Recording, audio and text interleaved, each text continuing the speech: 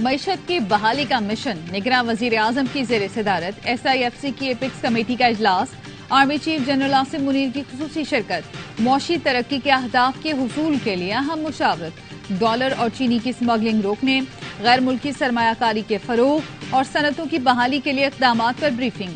निगरान वजीर आजम अनवारुल हक काकड़ ने अमली इकदाम की मंजूरी दी। निगरान वज़रा ने मीडिया ब्रीफिंग में बताया, निजकारी, FDR की रीस्ट्रक्चरिंग और गर्दिशी कर्जे कम करना एजेंडे में शामिल था। बिजली की कीमतों और डिस्कोस की सूबों को मुंतकली पर भी बात हुई।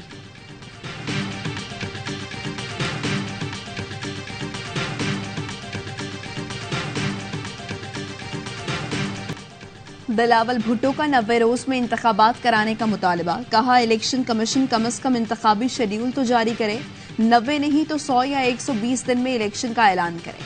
कठपुतलियां मुसल्लत करने वाले तजर्बे करना बंद करें, अवाम को फैसले करने दें। हमारे खिलाफ प्रोपेगेंडा वो कर रहे हैं जो इलेक्शन से भाग रहे हैं।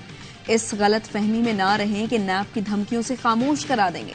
गुज़श्ता 16 माह में दीगर सियासतदानों ने खुद को बरी कराया। हमारा फोकस कारकर्दगी पर था, केसों पर नहीं। जो जेल में है उनसे कहना चाहूंगा, घबराना नहीं, आपकी सियासी ट्रेनिंग हो रही है।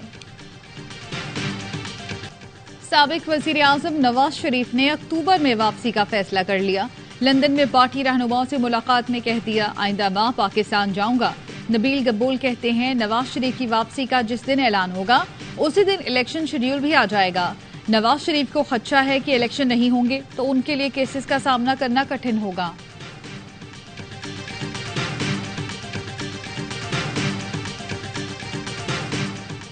कायदीन ने फैसला किया था कि तहरीके अदम एतमाद के बाद इलेक्शन की तरफ जाएंगे। तर्जुमान PDM हाफिज हमदुल्ला कहते हैं, पीपल्स पार्टी की सिंध में हुकूमत थी, इसलिए इलेक्शन के लिए तैयार नहीं थी। नैयर बुखारी कहते हैं, फजलुर रहमान अब बातें करते हैं, 4 वजारतें थी तब खामोश थे, इस वक्त अलग हो जाते तो 16 माह रहने वाली हुकूमत ही ना बनती।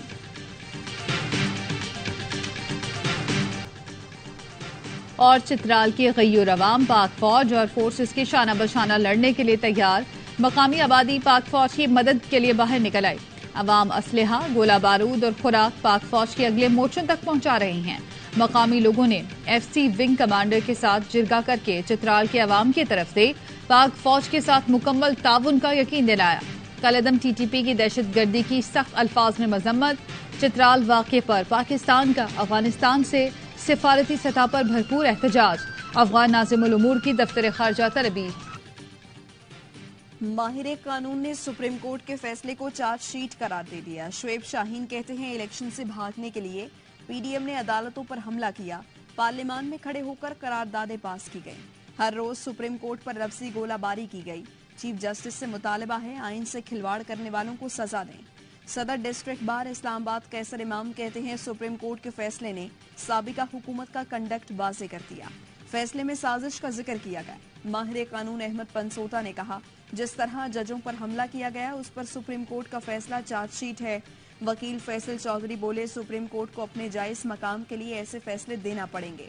सुप्रीम कोर्ट को कमजोर करने की कोशिश पर तमाम जजेस को मिल बैठकर सोचना होगा।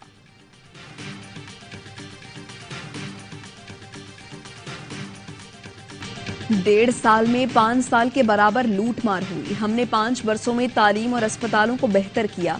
PTI पार्लियामेंटेरियन के चेयरमैन परवेज खटक कहते हैं, हमने पार्टी PDM चोरों के खिलाफ बनाई है, इनसे जान छुड़ाएंगे।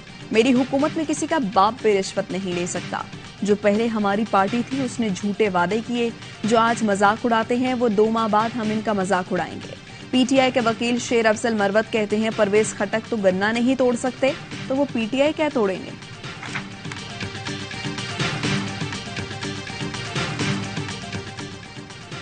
नौ मई के बाद से रूपोश PTI रहनुमा रोड एक्सीडेंट में चल बसे।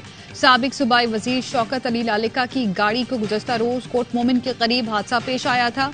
अहलिया मौके पर इंतकाल कर गई थीं। मियां शौकत जख्मों की ताब ना लाते हुए आज दम तोड़ गए। 3 मरतबा MPA, सूबाई वजीर और वजीर आला के मुशीर रह चुके हैं।